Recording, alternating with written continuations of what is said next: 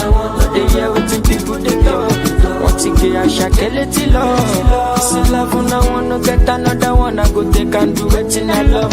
Waiting you love, oh. No be waiting I love, oh. Waiting I love, I go do what we done my heart, oh. Go no be vodka. Mr. Money Changer. But when I know the ways that Mr.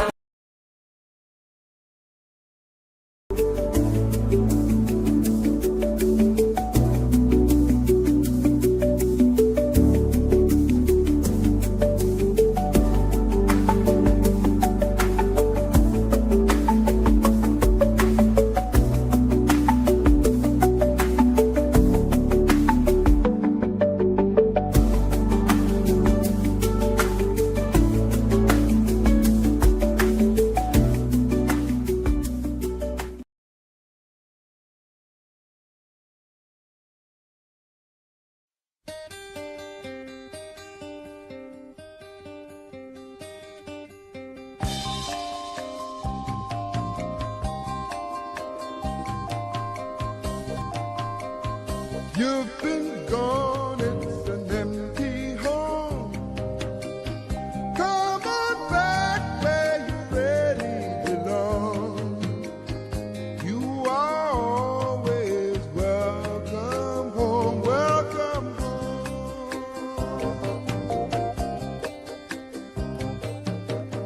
You've been kept down for much too long. Stand up, please, and say I am free. Don't forget you are welcome home, welcome home.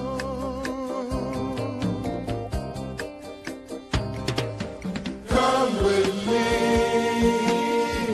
on this happy trip back to the promised land. On this happy trip back to the promised land.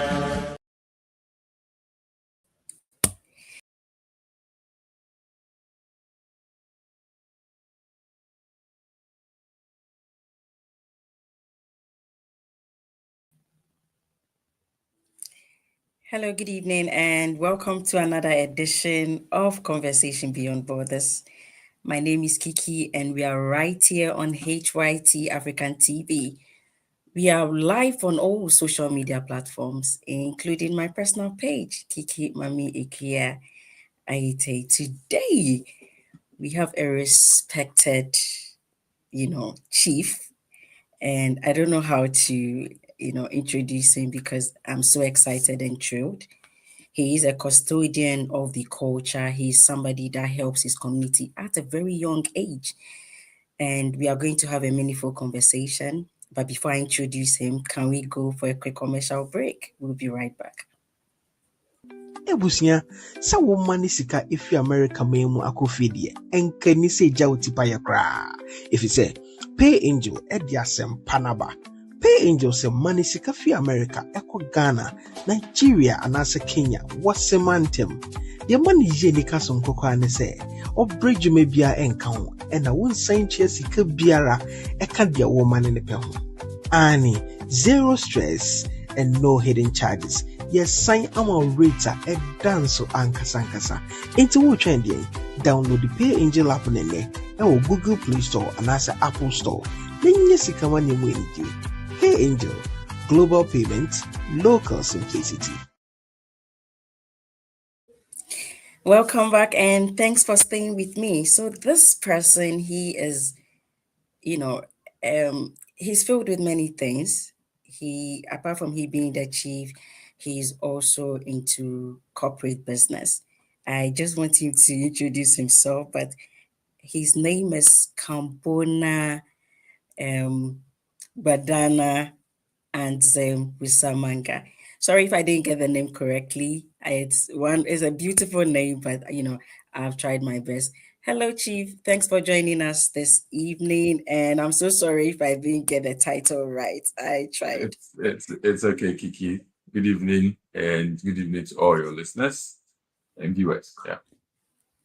Thank you so much. So for the sake of context, can you tell us who you are and which part of Ghana do you are you a chief? Which part of Ghana, in which community? Okay, so I come from Langbinsi. Langbinsi is in the northeast region, and Langbinsi is those who know Wale Wale, Wale Wale, from Wale Wale to Nalerigu. Langbinsi is in between the two towns there. Northeast region became one of the newest regions that were created, and then we had 16 regions. And my name is Kanbonaa, Gbandaana, Ahn-Zim, Wusa, Manga. And yes, by way of introduction, I also serve as the Chief Communications Officer at the Central Securities Depository, which is a major financial platform on the capital market of Ghana. Right, thank you. So how did this chieftaincy come about? Before we started, we had a conversation about how few years ago, my father happened to have been made or installed as the chief warrior of the Mampugu Kingdom. And then after his passing, I had to take over as regent for the role. So as I was explaining, the chief warrior's role is, should I say, is one that is owned by the Tampluma people in the region. And so descendants who rise up to become chief warriors are from the Tamplumsi tribe. And so in history, the Tampluma people sort of led in war or in battle and supported the Mampusi people who were led by the Nairi.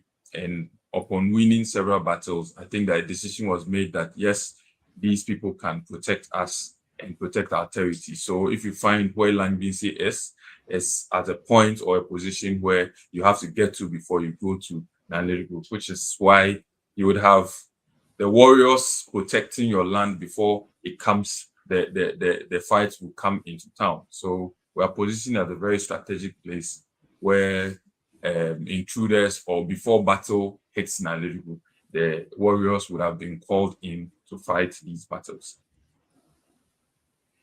So yes, so in the traditional makeup, there happen to a number of gays that have the chance to hold the position.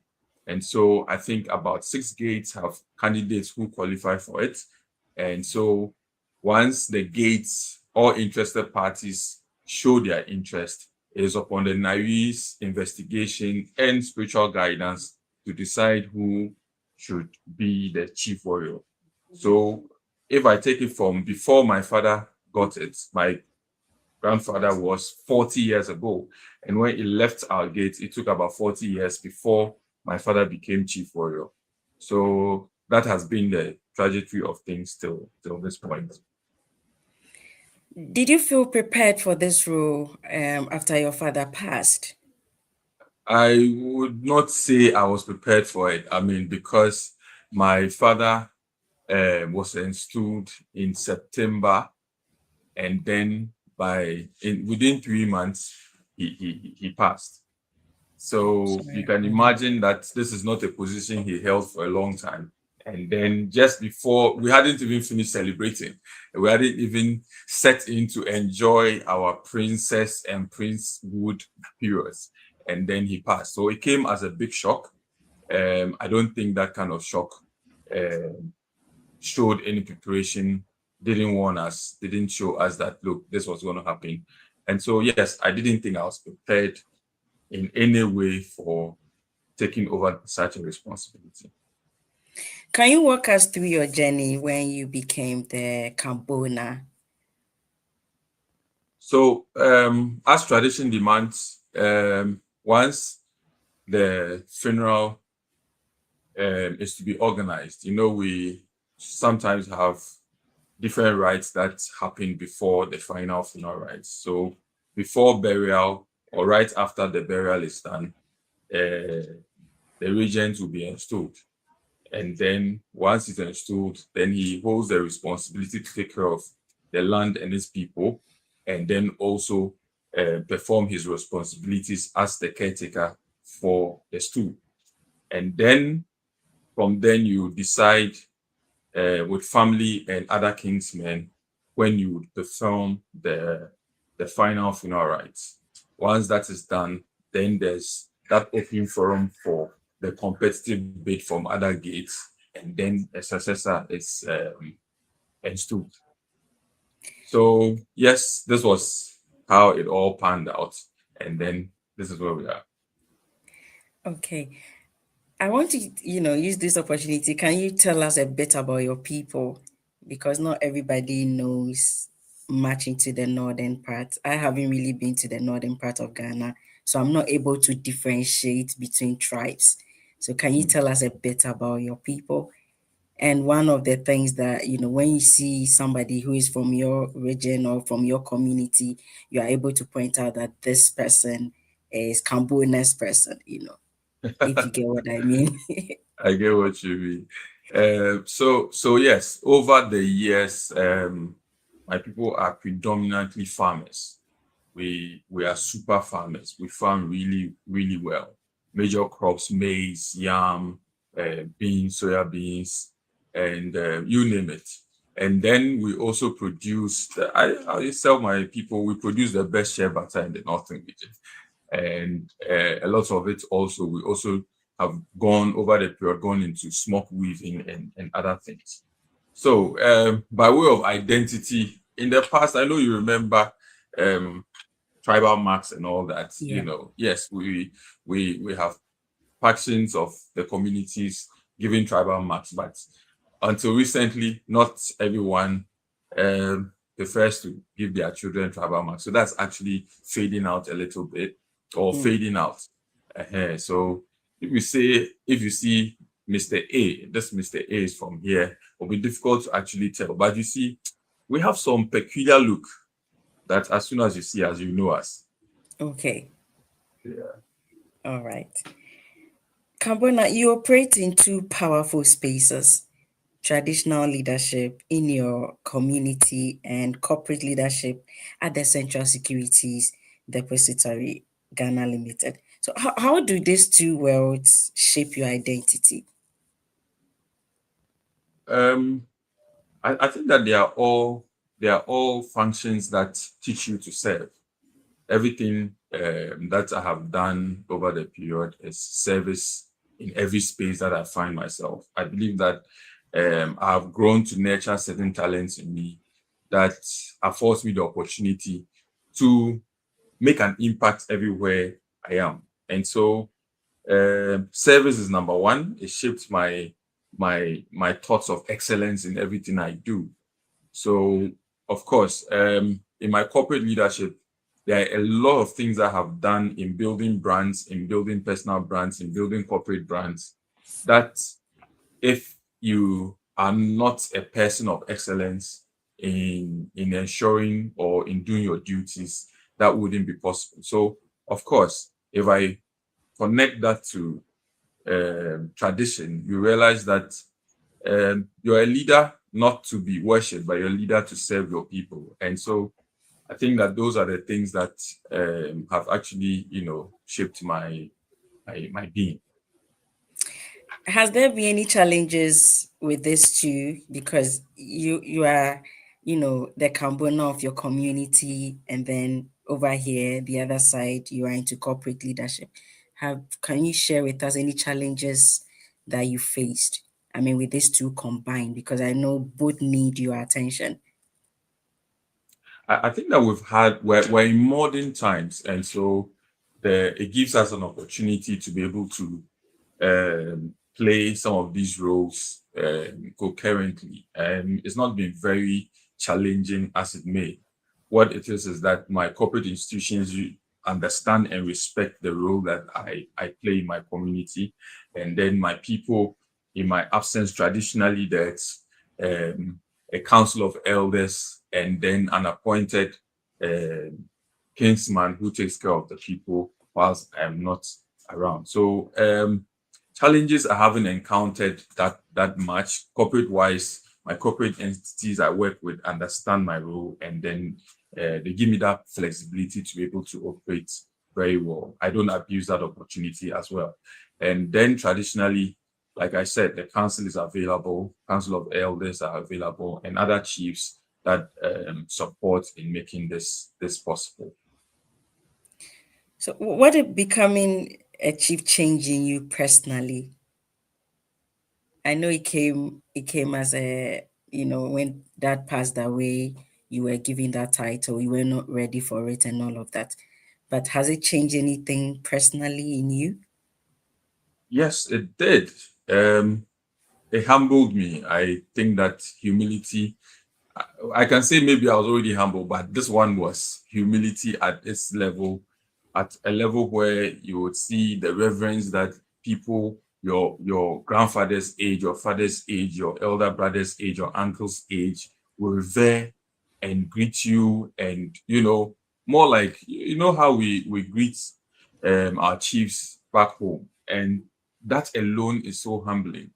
And the other is the fact that to be able to serve, to know that service is what is important in leadership. And so these two really have really shaped me, and I don't take it lightly. I've learned a lot within that. And the other is the ability to consult, because when there are issues that come up, there is the importance that you share or call for other opinions from others, and then before you make informed decisions. So collaboration, discussions with others, just so that you know that you are not the only one who is wise. There are others who could say otherwise things that would help the cause. So these few are things that have actually shaped my life after the opportunity. Could you kindly tell us the true role of 21st century chiefs? AI, So yeah. yeah, I think that the 21st century chief should be concerned about the social, economic needs of their people, must be concerned with their development, must be concerned with education, youth development, empowerment, must be concerned about women empowerment, and then must be concerned about the health of the people. And then on top of it, must look at attracting and attracting investors into their community. On top of it all, peace and unity is critical. And so these are the few things I think that the 21st century chief must be concerned about.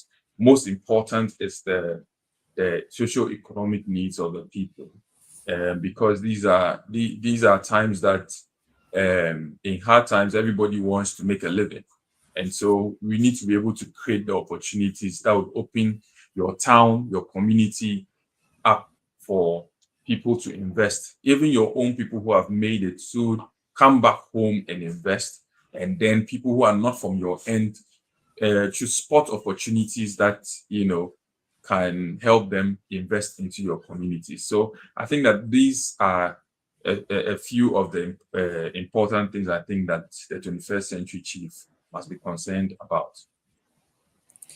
Do you actually get your people complaining about unemployment, youth employment, or, we have normally communities normally bring in their troubles and all of that. How are you able to solve those problems? I know your community, they need you and all of that. It's not always about the chieftaincy, but Yeah. they see you as somebody that can also pave way for them. Are there any challenges when it comes to youth employment or people going to school and they haven't got the infrastructure and all of that? How are you able to, come up with solutions or reassure them that, look, I'm working on this, I'm doing this? Is this something that you normally get most often? Yes, my social media accounts are flooded with CVs and school certificates left, right, center. Unemployment is one of the biggest issues that we have to grapple with. Now, why? Because one, it's farming community, predominantly farming. In the region, I think we have a training college, a nursing school, and a teacher training school. And so you find that students lack other educational opportunities. Once you're done, they find themselves in a teacher training school or a nursing school. So even with that, the options for job opportunities for they themselves is not there. So you hardly see a lot of people going into medicine, going into accounting and business, going into geography, going into architecture and all that. It's just because that opportunity for educational institutions are not a lot there. So unemployment becomes rife once you're not able to go past and go into any of these colleges I mentioned. Then you are left with making sure that you continue on the farm or find yourself studying or practicing a trade or some handiwork. So yes, unemployment is rife. Even for those who go to school with certificates, you find that they are lacking the opportunities there because the factories and the businesses are not enough in that area or in that region, or even in close proximity. So then that's why you find a lot of people that we usually say will run to Accra to do kayayo and other menial jobs. It's just because the factories, the companies, the manufacturing, plants and things like that are not available. So yes, unemployment is a huge complaint. And so one of my drives I'm trying to push is to try to side people's mind to go into entrepreneurship, identify certain products and services where you can set up a business and start providing those services and all that. And then I've been speaking to them about partnerships and all that. So in a way to solve them, of course, you would always have to connect to some politician here, some big man here, some friends who are in Accra and things like that, just so that you are pushing CVs around, you are looking for and nosing for opportunities for people. So yes, it is a difficult challenge, unemployment, but we're hoping that things will open up much better, and so that we can reduce that unemployment rate that we have in the community. Still touching on the farming aspect and the things that you cultivate in your community, is there a way, or are you planning to have any factory being set to, be able to store all these things, or how are you able to transport those things to Accra? Is there a way that maybe you have a long-term vision? Because if your people are into farming, that means your community is very rich. Is there a way, are you planning? Oh yes, are you planning to have investors come in to set factories so that at least the So development can go on? yes, we've made attempts to attract, and we continuously do to attract people. I mean, anytime I introduce myself and then they find out, oh, I'm a chief. Oh, really? Will you give us land to farm? I say, why not? Just come. I'll give you opportunity. I'll give you land. I'll give you labors to work on your land and all that. So yes, we are predominantly farmers. Our challenge is our weather, and so we are looking at other things that we can do, like irrigation and some of the vegetables that we can do with irrigation in the dry season. So we have identified certain spots already that are close to water bodies where they can, use for irrigation. So thankfully, quite recently, the government did a certain agenda to seize some of these machines they use in the Galamsey sites, these irrigation, pumps, these water pumps, and distributed it across. So yes, some of the farmers in my community, through the regional minister, were able to get hold of some of those pumps, and were using that as irrigation, pumps for the vegetables like onions, spring onions, tomatoes, and other things, so that we can have an all year round production. The other is that we are very we got into the cultivation of watermelon. And I'm sure that some time ago in Wale, there was a plan to set up a watermelon plant.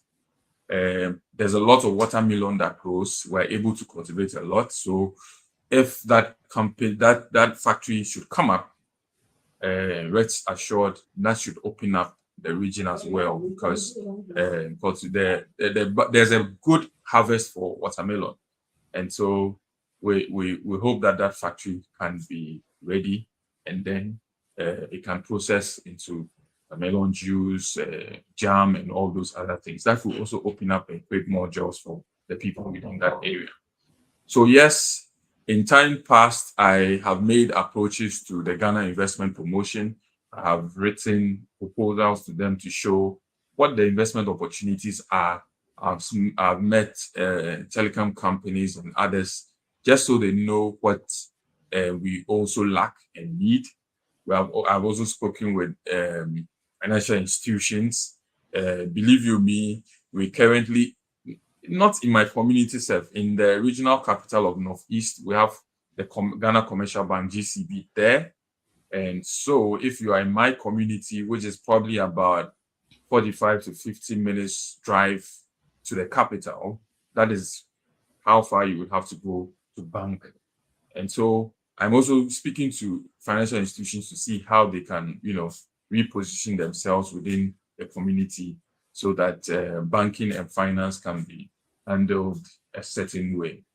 So yes, the community is rife. When I speak, I don't just limit the opportunities to my community, but I look at it as the region, because sometimes you would have to position an opportunity somewhere so that every other one or every other human being can benefit within a region. So yes, I always speak about investment opportunities within the region, and then focus or narrow down to my community. And we're hoping that some of these things will become fruitful. One of the things we have tried to do, we have approached with a proposal to the World Bank, looking at setting up a local smoke textile factory, should I say, so that these smokes that we've done a national campaign for, you rarely not see that you have a factory of people producing these yarns into smoke fabrics and then sewing into smokes. It is individuals in small cortexes that put those things together, gather, and then sell to smoke weavers and all that. So the plan is that set up a big center, get a lot of weavers into the system, standardize the designs and styles that you're looking for, get the design for smokes to be sewn, and then we pick it up as an entity with the support of the World Bank or any financing company to export or send to the market. So by so doing, people can work within that setup, receive monthly salaries and allowances while they produce in large quantities in standardized designs and styles, and then this can be globally marketable. So it's an opportunity that is there. We're still looking for stakeholders who would invest into these opportunities. Thank you very much. That was a brilliant submission from you. Dear viewers, let's go for a quick commercial break and we'll be right back. Hello everyone, this is Her Excellency Mrs. Sabati Isabese, Ghana's High Commissioner to the UK and Ireland. I'm inviting all of you to join us on the 6th of March to celebrate our independence anniversary, our 69th independence anniversary. It's not just going to be a celebration of independence, but it's also going to be an engagement in the diaspora. I would love to see all of you and engage with all of you. The address, the venue for the event is 6 to 8 Page Road, Barking. 6 to 8 Page Road, Barking. And the postcode is IG110HG. IG110HG. Please come and let us celebrate our independence. Our Honorable Minister of Foreign Affairs, Honorable Samuel Okujeto Abulakwa, shall be our special guest of honor. See you there. Thank you. That dream of studying and working abroad has been made much accessible to everyone, including you. So worry less about how you're going to get there, because we always make it happen. This is Step Finders Ghana Limited. We offer a highly professional guidance and support system, both in your university and visa application process. Step Finders Ghana Limited is a highly trusted agency of the University of the West of Scotland, one of the largest modern universities offering a range of academic, social, and sporting facilities. You can apply for undergraduate, master's and PhD in business and creative industries, education, social sciences, computing, engineering, physical sciences, health, and life sciences. Come through Step Finders, and for your studies, you get yourself a laptop or a £500 gift voucher. Call on +233 598 4888 04. WhatsApp on +44 7404 711 049. Send us an email or visit our website for more information. Thanks for staying with us and welcome back. Kanbonaa, touching on brand power and institutional trust, you've worked across multiple industries. What separates a strong brand from a loud one? What separates a loud brand from a strong one? Yes. A strong brand is consistency. A strong brand is trusted. A strong brand speaks credibility. And so it's important to be consistent whilst you build your brand. People should know you continuously, that your food that you serve in your restaurant tastes a certain way, and it can always be trusted that the taste will remain the same. A strong brand, I'll give you an example, not to promote any brand, is Key Soap, for instance. Key Soap, a tradition goes on, it's been there, it's a trusted brand. I'm not sure you have seen their adverts in the last 10 years, but when you walk into the shop and you're looking for a bar soap, you're definitely going to pick Key Soap. So strong brand is the consistent and credible things that you do over the period that people can trust, people can see it to be credible, and people can see that it actually serves the purpose or solves their problem or meets their needs. I don't know whether I hit the point right. Yes. And a loud one, obviously, you see sometimes because of the opportunity to create content, to build advertising campaigns and things, sometimes you can actually create an excellent product from advertising. But if indeed it's a poor one, over time, you realize that this is a bad product. So yes, to be a strong brand, you have to be consistent. You have to honor the promise that you advertise that you solve. And when people can trust and use your products over a long period of time, they can see the difference. People in the diaspora normally want to come home to set up businesses and all of that. And then they end up, trying to advertise their product to penetrate into the market. So are you saying that are you saying they shouldn't be loud? Because if they are not, they can't build that brand that they are looking for, because obviously they are not there. Some of them just come to set up and then they come back because they do their jobs here and all of that. So what can you give us a more clarity, on what you are trying to say? Okay. You see, first of all, one, your product must serve a certain need. Your product must have a certain target market. Then your product must be able to stand the test of time, so that when there's competition for the product, people will still be able to come to yours because it solves a certain problem and it has a certain target. Good brands are built over time. And so segmenting your market and targeting right is critical. Somebody can do an entry strategy that sweeps over the market over a period of time and support it with advertising campaign. But if you realize that, okay, for the diaspora, because they are not here, but we need to build systems that can enter the market. You see, we support good products with advertising. The product does very well. You can also support heavy budget on advertising on a bad product. Yes, it will still do well, but over time, can it be sustained? That is where you have invested. Before you even break even, then your sales begin to dwindle. But what is important is that in entering a market, we should really study the market terrain, know what is existing, what are the options, and what your particular product is also coming to serve.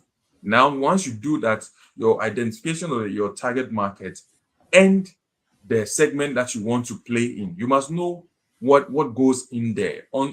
Even when it's a completely new area, you still have to define that segment, get that target that you're looking for, so that you be strategic in any noise that you want to make for the product. That is what is critical. It's not just about making noise, but the noise must be intentional. The advertising must be targeted, it must be intentional, and you must see a return on investment when you make the noise or when you advertise. If not, of course, our media platforms are available. Everybody will give you a package and then just show you that your advert was here, your advert was here, it was on this station, it was on this platform. But if care is not taken, the numbers are not made or critically analyzed, you'll probably be investing into advertising and getting nothing. Because we'll show you, I mean, if I'm on the other side as a media platform and I show you the numbers, yes, I could say my platform has 1 million views and stuff like that.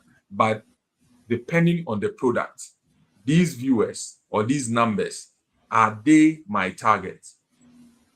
You get it? So it's also critical for this analysis to be done. And then whilst this is done, you can now support whatever you're doing or the brand that you're trying to build with your publicity or your advertising campaigns. Thank you. Kanbonaa, you've worked in the banking sector as well, and Yes. stock exchange and all of that.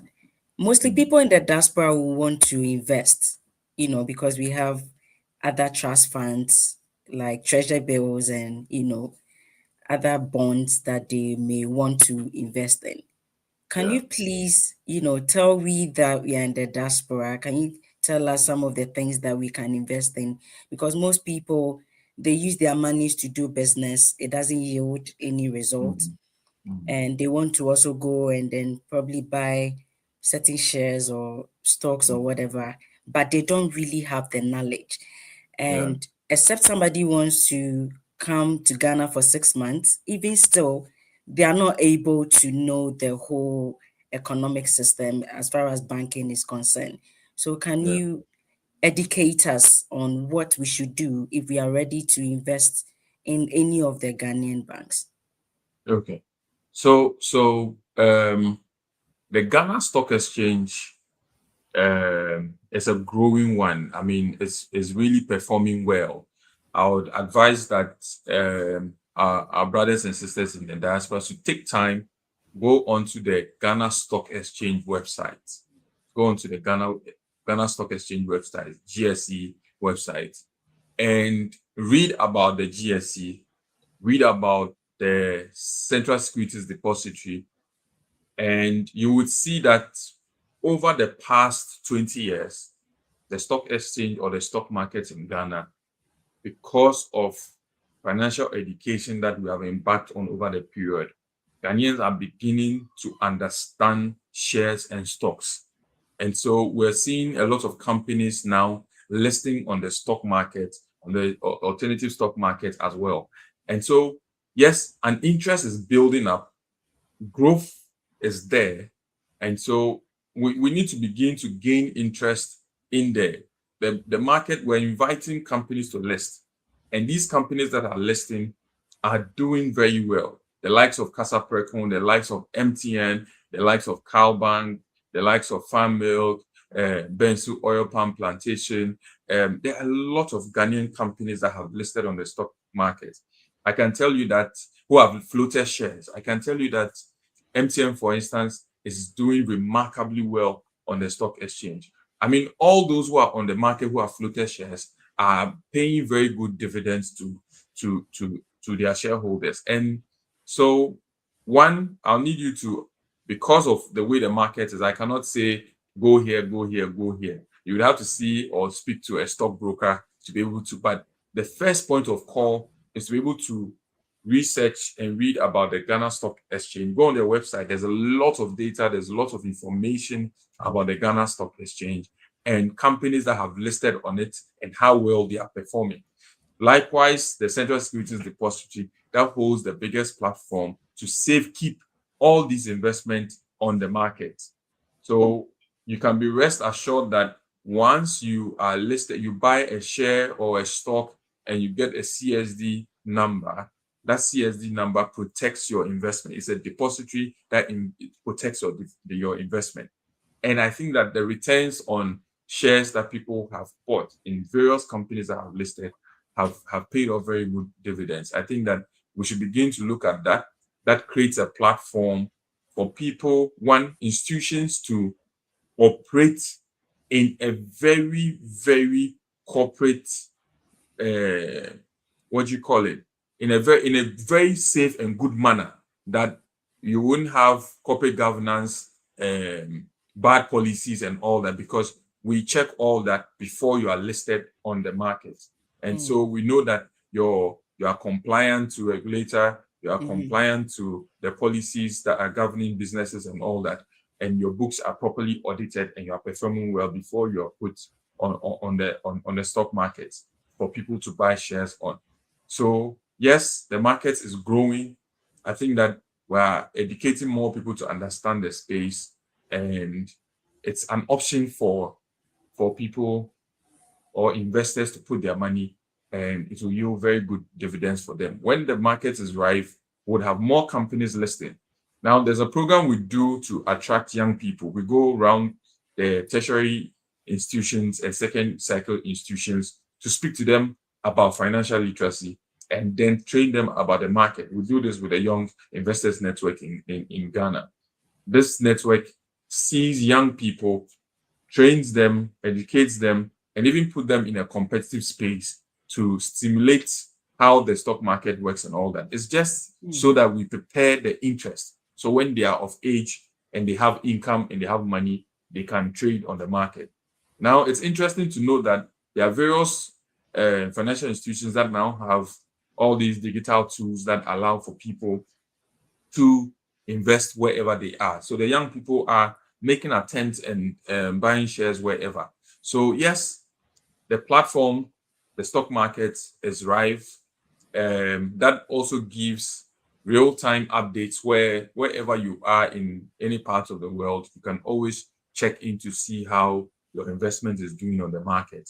Thankfully, very soon, even the Central Securities Depository, we're going to be able to roll out an investor portal, which is a digital app where every investor who has shares and stocks in any company, you have access to that portal anywhere you are. You can update your records on it. You can check the status of your investment. You can look at your dividends. You can also call or withdraw your investment and all that. Update your records, your next of kin. All those things can be done. So this is a platform or a market that is growing, and I would encourage the diaspora to look at that also as an option, considering that sometimes you put investment because you're not here, the investment doesn't happen very well. So yes, if you have some money and you haven't decided exactly what you want to do with it, or you're saving up for the future, investing in the stock market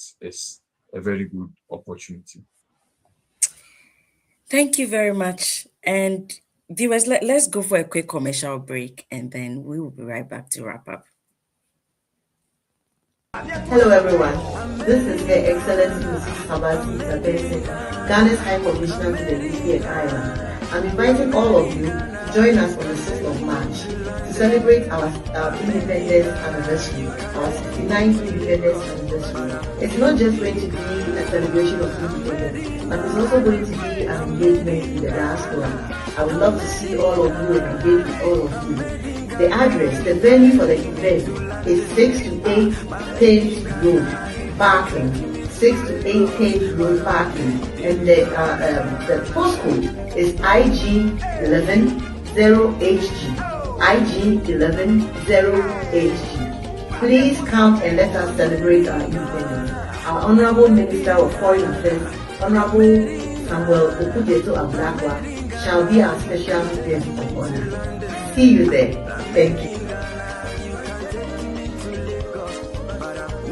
Afi bia mu no nipa mpempem a ewo akwantom ema ne sika ba fie bi ye niam bi te se adansi ayaresa hoka adesua hoka efie sikatua aware hoka ena eyie ene de keka ho nanso oha kese ewo we mu ni kwan ben so na wo fa hu se botaye nti a wo ma ne sika no ye de ye sa wo ma ne sika afa obi so de di sa adwuma we num ne taaya yem hihie pa etoda eche na ahotoso bia eni so we enti na pay angel eden hihie so nko aba sika manem a yeto ne din direct to merchant remittance ye twa ne tia D2MR we ya kwampa a obetimi afa so ama ne sika edi ama ndwumako a wo ne won di dwuma wo abra emfa odasani ana intemgine ni biara nsem na wakodi usika ubetimi afa D2MR so ama ne sika ama wadofo san hihye yesu boa ndwumako nketua na pa o D2MR so no usiketua ye mprempren yenje wo hwe yama wo abotayem se usika ekobia ewose eko na ekodi dwuma a ewose edi Pay Angel D2MR aba masikamania aye memremre esanse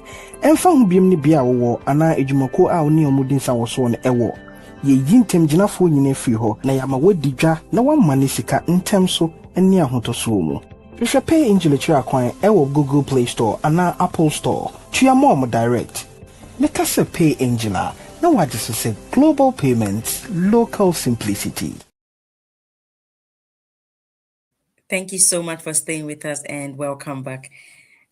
Kanbonaa BNFT online. You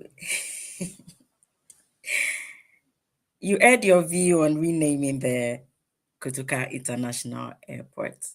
And since you are here with me today, I just want you to shed more light on that.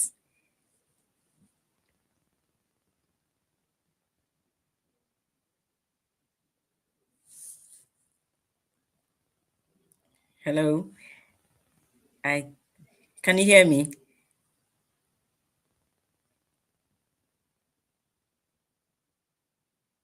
I think you're on mute.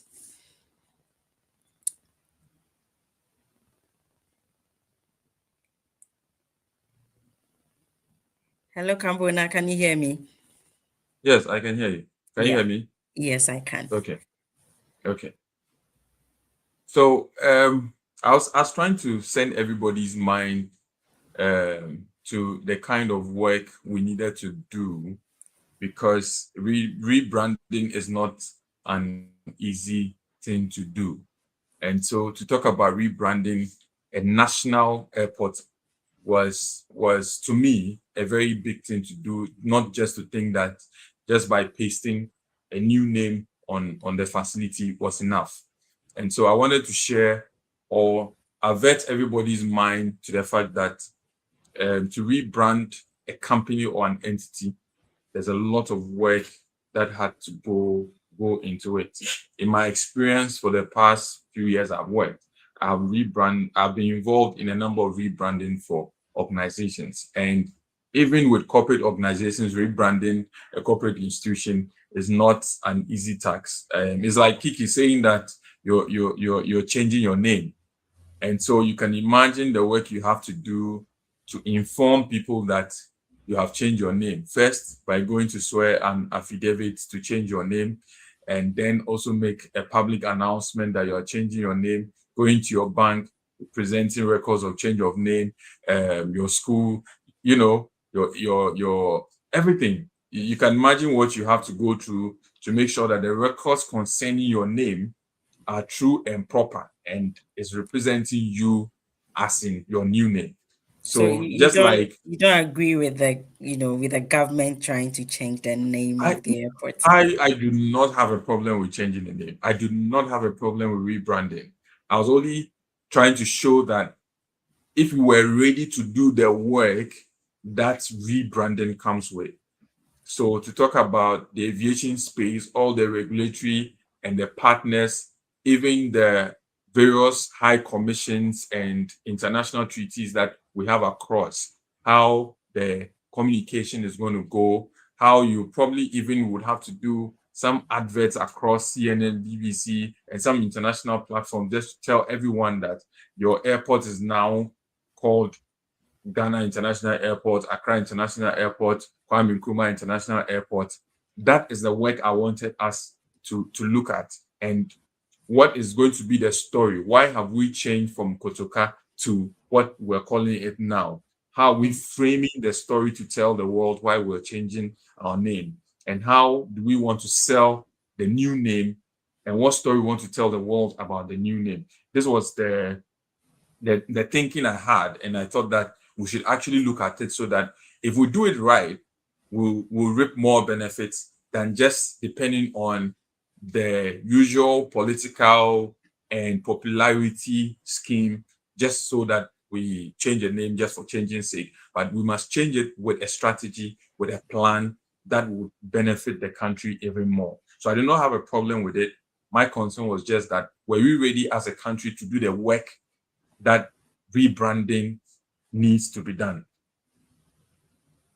I think in recent times we also had Akwaba and Obake.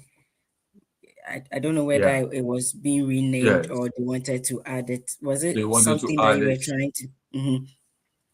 Okay, so there was conversation about the fact that I think that things like this were time overdue. They were bound to happen at any point in time. But you see, we have over the period seen that Akwaba had sold itself for certain reasons peculiar to the Akan tribe. Reason being, maybe they traveled more and people approached them more, and so their welcome became a stand for any foreigner who touched base with a Ghanaian. And so they brought they brought their friends home and they go into their communities and their friends learn the word Akwaba. It became a standard in the country. And so if the Ghana people also say that, look, this is our land. This is where all foreigners or all travelers land. They need to speak and understand the language that we speak. For instance, when you arrive in Accra, the Ghana people say Obake. For a very long time, all of us who have lived in Accra never even knew that a word like that existed. And so, yes, if this is a time they felt that they needed to make people know that also in Ghana, we welcome people Obake. And so they wanted to make sure that it is added to Akwaba, Wezo, Amaraba. So Amaraba for the northern region. So yes, they have fought right, and then it's been put in some of the arrival halls and other places in certain institutions so that people can also know that when you arrive in Ghana, you arrive in Accra. Accra is Greater Accra. Accra is for the Ghana people, but this is how they also welcome people. In addition to Akwaba, Wezo from the Volta region, and Amaraba from the northern region. So yes, it's been one of the additions that had come on. It's exciting that some controversy went through the word, and so it gained popularity, and now people understand and know that the Ghana people also welcome people as Obake. Thank you, Kanbonaa. Kanbonaa, what advice will you give a young person watching you right now? I mean, you are two persons. You are a chief and you're also into corporate leadership. So with somebody who is inspired by your story and everything you are doing, what advice will you give them? I think that every young man or young person listening to me must be interested in the act of service, service, entrepreneurship, internship, and to serve to learn, not to be in a hurry, but to serve to learn and to grow properly. And must also endeavor to work towards excellence in everything that they do. I mean, life is not a hurry. You run your race, you brighten up your corner where you are, identify what your gifts and talents are, and work towards them with passion and commitment. I think that a young person in this age must also be interested in the global technology or the technology economy that is happening. Learn a thing or two from technology, see how it improves what you do, and be focused in whatever you set your mind to do. And then on top of it, whatever it is, see your God as your God and worship Him well. Kanbonaa, please, for people in the diaspora who wants to come to your community, because they have spotted probably some business opportunities, what do you want to tell them? My community is called Langbinsi. Langbinsi is in the northeast region. It's a farming community. There's good shea butter business there. There is agricultural produce that and farmlands that you can actually come into. You have the opportunity to also build small or big factories. And so our doors are open. Anyone who is interested. And don't forget, the other thing is also that Langbinsi is in the northeast region. Northeast region is a new region. So there are several opportunities of investment that are there. We're lacking a lot of things. And so even in tourism, recreational centers, hotels, spas and salons, you name it, eco tourism and things, they're all there. Can you imagine that we have some very good mountainous lines that we can do?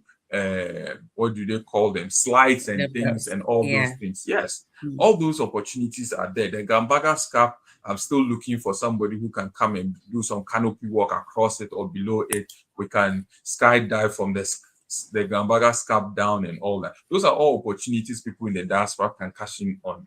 And so, yes, the Northeast region is open for investment. And so we're open. I mean, you can always contact us. We'll see how we can connect you to some of these opportunities. And then we can take it from there. Thank you very much, Kanbonaa, Gbandaana, Ahn-Zim, Wusa, Manga. I think I got that right. Thank you very much for sharing your journey with us. It's been one beautiful thing with your chieftaincy as a young person, carrying this load or weight on your shoulders and then, sharing your thoughts and everything. Thank you very much for joining us. And then we wish to have you more often to share more insight on Ghana Stock Exchange, banking, and all of that. We are really grateful to have you here tonight with us. Thank you for all the good works you are doing. We appreciate you, and we are thankful for your, expertise for all the things that you've told us and the journey, your education and everything. We are really grateful, and we wish to have you again next time.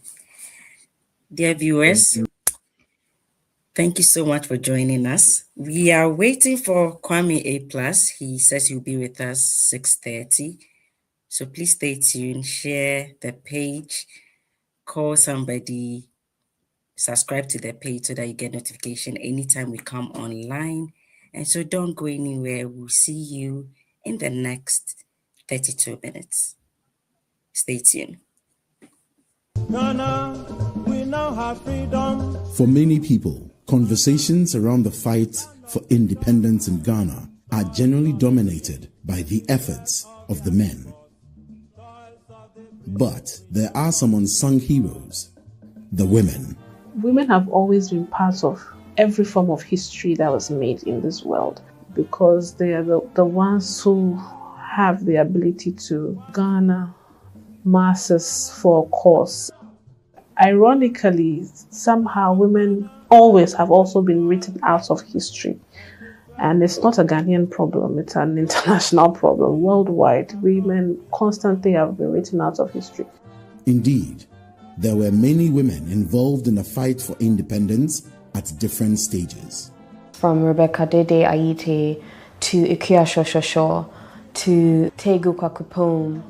Tegu Kwakupon is very well known as a woman who was very wealthy and successful market woman. By 1940, Agnes Tego Kwakupome was already a well-known trader, even becoming the first Makola woman to open an account at the then Standard Bank of West Africa. She was also one of the women who funded, again, CPP's movement. The two met and became close friends when Nkrumah had to live at her place for a period following his arrival from the United Kingdom to take up the position of General Secretary of the United Gold Coast Convention. Through her initiatives, Nkrumah was able to talk to the market women to join the freedom fight at meetings held at the various marketplaces. Somebody like Hannah Kujo played a huge role when the whole concept of civil disobedience started as a way of being defiant and fighting for independence when they refused to buy from the European shops at the time. She is said to have met Nkrumah when he stayed at their house on a trip to Takwa. When the Big Sis were arrested, she was a person that actually rallied people to go on demonstrations for the British to release the Big Sis. Mabel Dove Dankwa, she was a journalist. She had a very loud and prominent voice. Mabel was already writing under a pseudonym called Akosua Jatri, but also started writing for the Accra Evening News, which was a paper for the CPP. In her writings, she spoke against colonialism and encouraged women to fight for their rights. In the line of her work, she met, fell in love, and married J.B. Dankwa, a member of the Big Six. And then you had Rebecca Dede Aisi, who was a very young woman but had a lot of money because of her flower business. She has been popularly known as Dede Ashikinsha, and Ashikinsha is flour in Ghana. And she was one of the market women who funded some of the CPP's activities. But not only that, but she used existing marketing channels as a communication tool for CPP. To think that she died at 38 in 1961, if you do the math, you see how young she was in acknowledging her efforts towards independence, made it to the 50 pesos coin. Theodosia Salome Oko is famous for designing the flag of Ghana following its independence from Britain. There was a call for a design to represent the flag of the country. Oko submitted hers, which was selected by Dr. Kwame Nkrumah. There's a special place in my heart for the unnamed women. There are so many women, and we like to call them Makola queens or the market queens. And one example is Ama Nkrumah, who is just like a title that we give to, and that's because we only know of her possible existence because Nkrumah mentioned her in his autobiography. And even that, it is contested, because it's been said that, well, if Nkrumah is the only one who has evidence of it, how can we trust him? But you know, I feel like I have gotten to the place where I am willing to take that over nothing. It's not impossible for a woman to have gone in the middle of the street and say, you know what, let's mobilize. In spite of the many contributions of these and other women, there generally still appears to be little public knowledge about their efforts. I think one of the reasons why women weren't well documented or weren't documented at all in our history was because of the value we placed on women in the past. When education started being a thing in Ghana, it was men who were sent off to be educated. It took a while before women started. It's not also surprising because research and by historians and other writers has proved that women largely do not write about themselves like men do. But now that we know, we have to make sure that we don't repeat the same mistakes of, okay, yes, because women aren't necessarily involved in the formal processes, we ignore them or we remove them from the telling of history. So maybe if we begin to put them on CD notes and other important memorabilia. Especially with the invention of technology, from illustration to AI, and we can give room for these women to really live with us. In various ways, however, there is a shift happening. A lot of writing is happening now, especially by women academics and women writers, women historians, trying to unearth some of these stories. We do not know what she looked like, how stretched her flesh was laid out in the husk of her being. Ama Nkrumah, I was really inspired to write Ama Nkrumah because I was thinking about, if you go into Ghana's history, it's almost as if before Iya Santoa, no woman existed. So Ama Nkrumah was really one, it was a call to, we need to document our women well. The Federation of Gold Coast Women in the early 50s had been agitating about a law that would protect women. So for when women speak, it was more about, so from Iya Santoa, then what? We jump to today. 31st December. Even 31st December, today's people don't know 31st December. So our film was to chronicle the life and work of women activists and of different strands of activism. So when you watch the film, you find lecturers, you find lawyers, you find environmental activists, you find different kinds of activists. Sometimes when Women's Month is coming, and you find some of the news houses which you sometimes expect to know better, make it look like some things women are doing today has never been done before. Sometimes I worry, not because I don't think they are doing the right thing or they are not doing the expose, but it shouldn't look like it's never been done before. It should look like it's a continuation. We should report it as a continuation and go back and look for what has been done so that it doesn't feel like somebody is just alone doing something, things like that.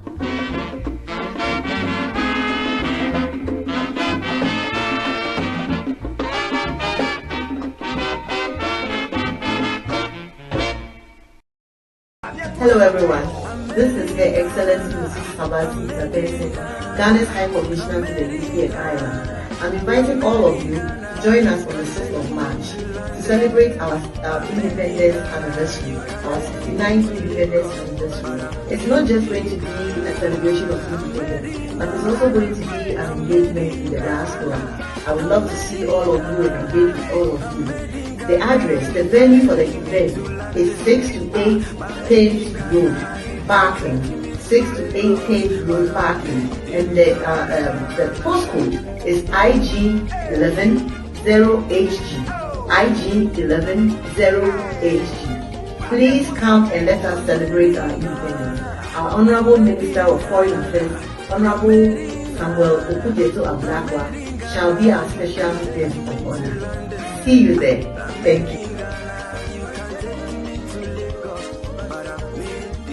That dream of studying and working abroad has been made much accessible to everyone, including you. So worry less about how you're going to get there, because we always make it happen. This is Stepfinders Ghana Limited. We offer a highly professional guidance and support system, both in your university and visa application process. Stepfinders Ghana Limited is a highly trusted agency of the University of the West of Scotland, one of the largest modern universities offering a range of academic, social, and sporting facilities. You can apply for undergraduate, master's and PhD in business and creative industries, education, social sciences, computing, engineering, physical sciences, health, and life sciences. Come through Stepfinders, and for your studies, you get yourself a laptop or a £500 gift voucher. Call on +233 598 4888 04. WhatsApp on +44 7404 711 049. Send us an email or visit our website for more information. Dances and games mark an event of historic importance since Ghana becomes the first Negro colony in Africa to gain its freedom. Premier Kwame Nkrumah chats with Representative Adam Clayton Powell of the U.S. as Ghana's new army passes in review before the American-educated Premier and Deputy Secretary Ralph Bunche of the United Nations. Another feature of the occasion is a beauty contest in which the fairest of the land compete. And here is Miss Ghana herself, first queen of a brand new republic.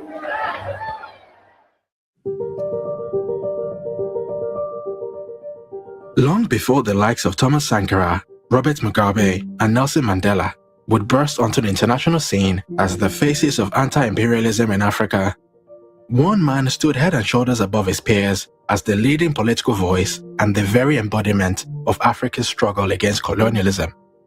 Ghana's first president, Dr. Kwame Nkrumah, took the world by storm as he led his nation to become the first black African nation to gain independence from the European powers.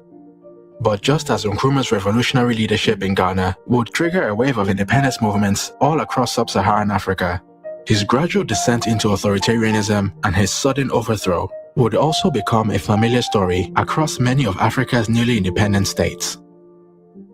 This is the story of how Dr. Kwame Nkrumah went from being Ghana's messiah and faultless hero to a political pariah whose ultimate demise would lead to wild celebrations on the streets by the very same people that had once loved and adored him.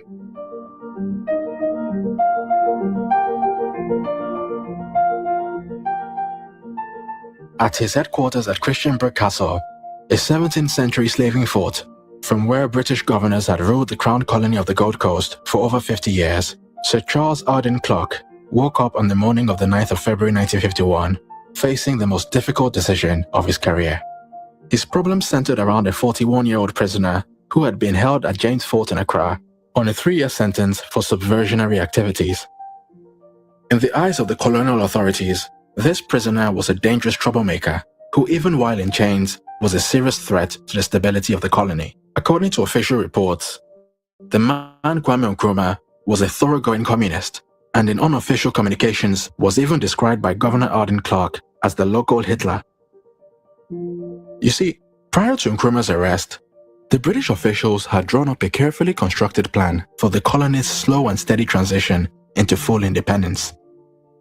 Under this plan, the Gold Coast was to have what the British called a semi-responsible government, and for the first time in the country's history, there would be a general election to elect a new National Assembly and Executive Council composed of mainly African representatives. And in putting together this plan, the British officials had collaborated with an elite group of Gold Coast lawyers, businessmen, and academics who had long been calling for the reforms. Referred to by the British as men of property and standing, this group of Gold Coast elites had formed the nation's first major political party in 1947, known as the United Gold Coast Convention, and their campaign slogan was self-government in the shortest possible time. Their leader, Dr. Joseph Boachier Danquah, was highly respected by the British and many within the emerging Gold Coast political elite. A bona fide intellectual, J.B. Danquah had studied law in the UK and was a qualified barrister called to the prestigious London Inner Temple. Spearheading the earliest push for Ghana's independence, Danquah personally prepared the first draft of his nation's new constitution and also suggested that the new nation be called Ghana, in honor of the 13th century Empire of Ghana, located in modern-day Mali. Looking to spread their message to the masses and build popular support for their push for independence, Danquah and his UGCC colleagues decided that they needed to hire a full-time organizer to help spread their message and galvanize the public. It was here that an unknown activist named Kwame Nkrumah was recommended to them. Nkrumah at the time had been out of the country for 12 years, pursuing his studies in the US and England, and although he was neither rich nor well-connected, he was politically ambitious, highly motivated, and hungry for change. While in the US, he had earned degrees in economics, sociology, and philosophy, and although he had moved to London in pursuit of a law degree, he got completely distracted by activism as he befriended a number of prominent British communists with whom he regularly participated in anti-colonial protests. But while his activism was food for the soul, it wasn't putting food on the table. The young Nkrumah often found himself short of funds and was in desperate need for a stable source of income.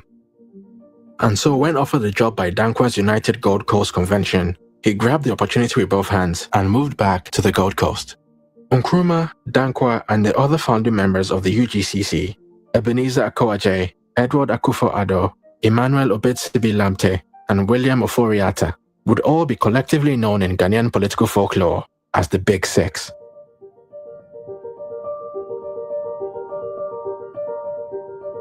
Within less than 2 years, Nkrumah had fallen out with the other members of the Big Six. While Danquah and co. were happy to cooperate with the colonial government's proposal for a slow and steady transition of power, Nkrumah began calling for independence immediately. Nkrumah subsequently broke away from the UGCC and started his own party, known as the Convention People's Party. Unlike the prim, proper and gentlemanly UGCC, which was well supported by the colony's economic and cultural elites, Nkrumah's CPP was a radical political machine that focused on stirring up the emotions of the masses with revolutionary songs, catchy slogans, and provocative posters. The CPP also set up media outlets which would work day and night to raise anti-colonial sentiment in the public by vilifying the colonial authorities and labeling the UGCC as colonial collaborators. In opposition to the UGCC's slogan of self-government in the shortest possible time, Nkrumah's CPP would call for self-government now and would declare that the draft constitution prepared by J.B. Danquah was bogus and fraudulent.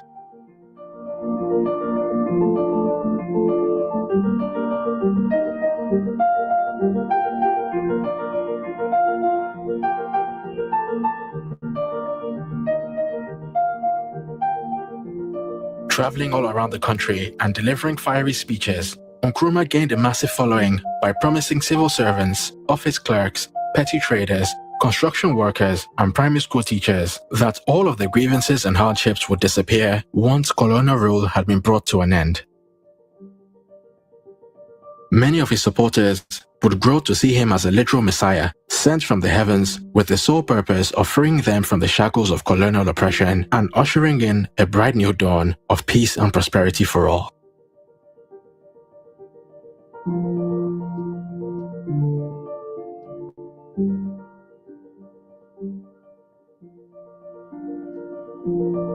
Embracing the halo that had been placed on his head by the masses, Nkrumah would famously encourage his supporters to seek first the political kingdom, and all else would follow.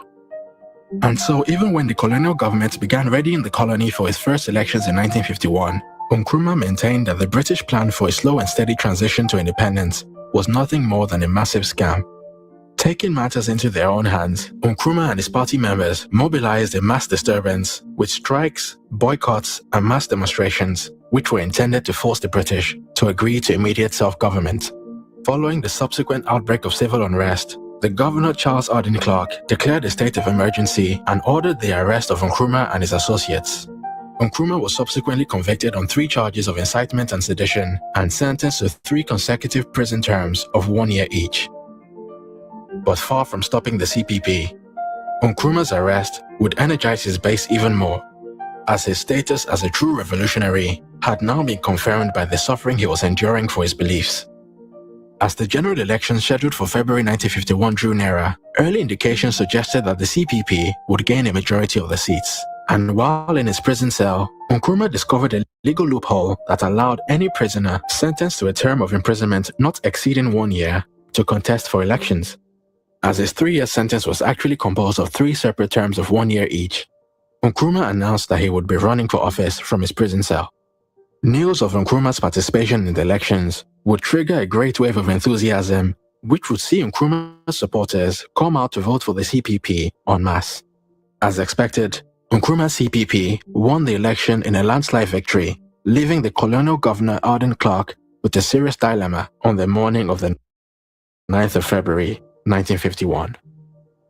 Although Nkrumah still had 3 years of unspent prison time on his sentence, the new reality was that he had just been elected to high office in a landslide victory by his own people.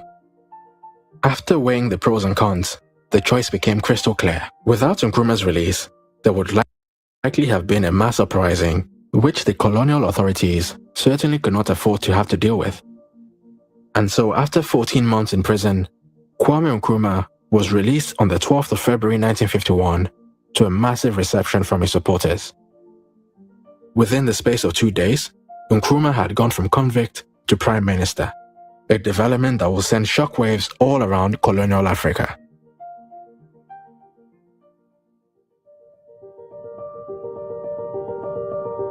You see, the Gold Coast had for many years been seen as Britain's most precious possession in Africa. Its immense natural wealth and human capital was virtually unrivaled in sub-Saharan Africa. As the world's leading producer of cocoa for over 40 years, the Gold Coast had a large and prosperous farming community. Its education system was also the most advanced in colonial Africa, and it boasted of the largest proportion of educated and skilled workers in any African colony. Ethnically, the country was also unusually homogeneous and free from ethnic and religious tensions, with over half of the population being of Akan origin, the vast majority of which were Christian converts. The fact that the British were now showing signs of letting go of this most prized possession drew the attention of anti-colonial activists from all around the world as the first major sign of the end of colonialism in Africa. With his new position, Nkrumah immediately got to work by pushing a motion in the colony's new parliament for full self-government without delay, and although the British government had strong objections to the pace of change, it eventually agreed to Nkrumah's demands and agreed to the creation of a new constitution providing for full internal self-government under the control of an all-African cabinet. With this historic victory, Nkrumah had etched his name into the history books and would ascend to demigod status within his party and the country at large. Party members would begin comparing him to the biblical Moses, who had been sent to lead his people towards the promised land of independence. And local newspapers would bestow on him grandiose titles like Man of Destiny, Star of Africa, the Iron Boy, the Great Leader of Street Boys, and the Deliverer of Ghana. His name would even be inserted into the lyrics of Methodist hymns, and special prayers would be written for him. From morning till night, his home was constantly visited by people seeking help on anything from marital disputes to financial assistance, sickness, and even infertility. But no matter how busy he was, he always tried to find time for them, and his entire life would be devoted to his work and his politics.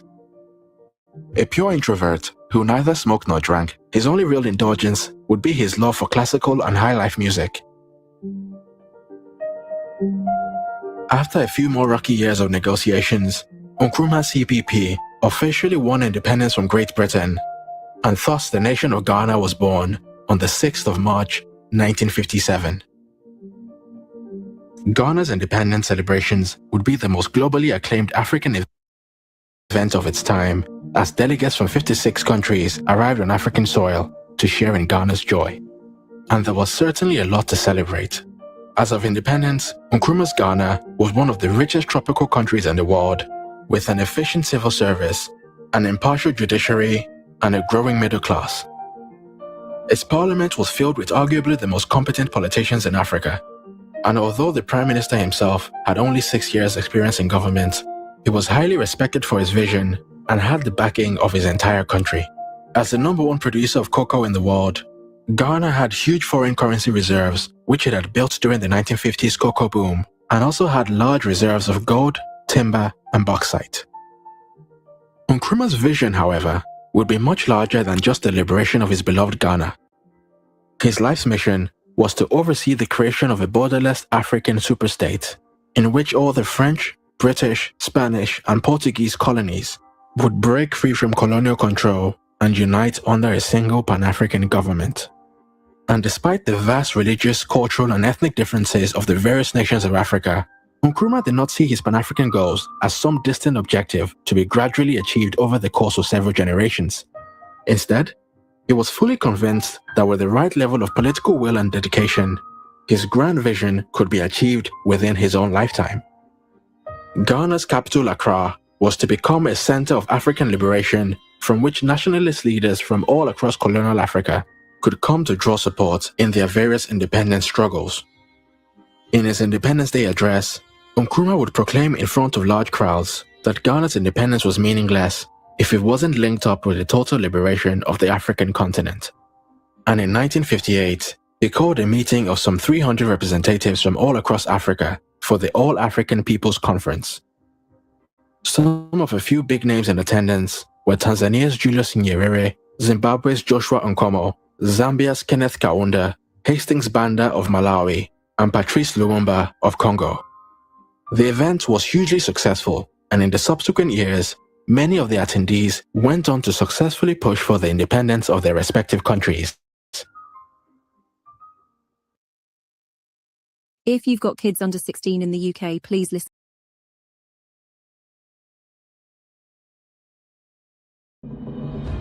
After a long day at work, there's one thing still on your mind. I need to send money home, and fast.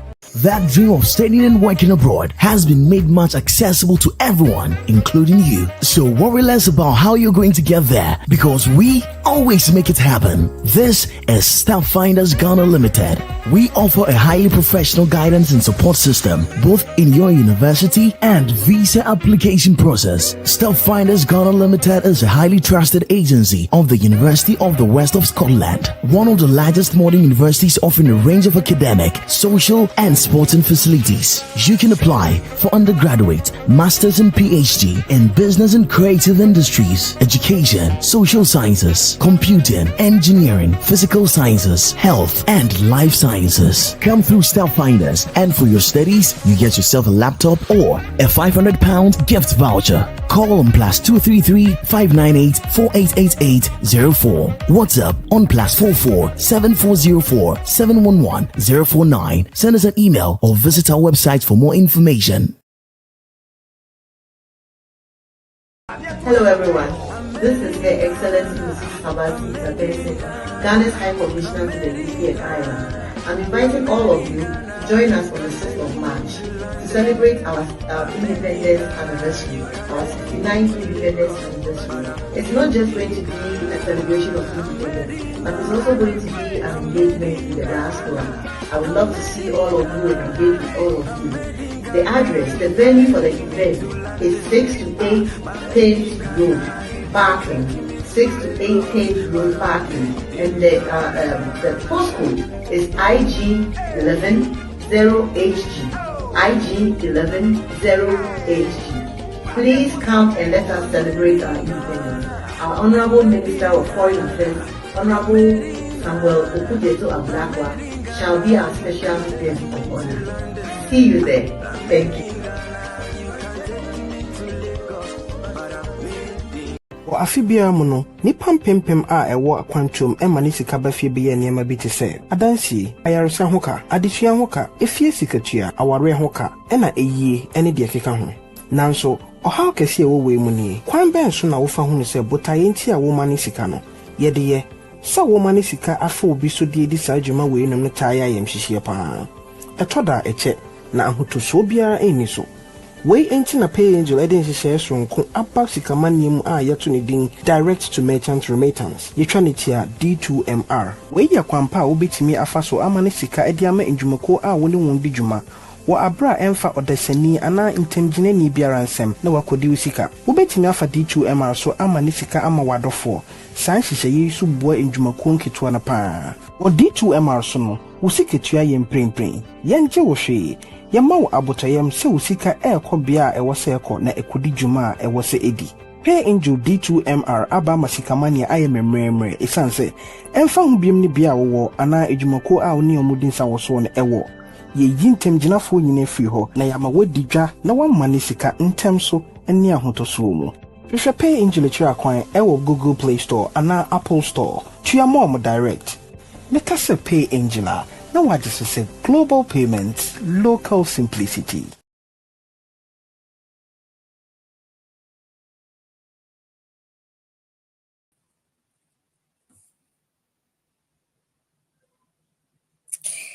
Hello, and thanks for staying with me through all this time. So we're trying to get Kwame Plus. Unfortunately, he was in a meeting and had other emergencies to catch up. And so we wish to have him next time on the show. Thank you so much for staying with me. Thank you for sharing. Thank you for liking. And please continue to support this page. We need it. Support this page, like the page. Subscribe to the notifications so that anytime we come on live, you'll be the first to see us. Until next week, remember, it's still Conversation Beyond Borders. Have a good night.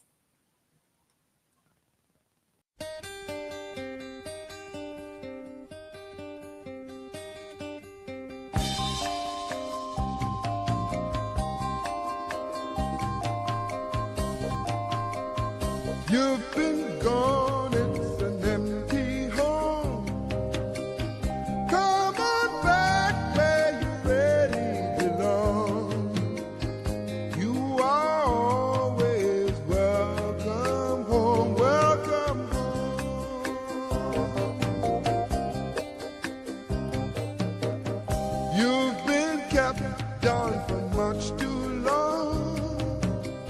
Stand up, please, and say I am free.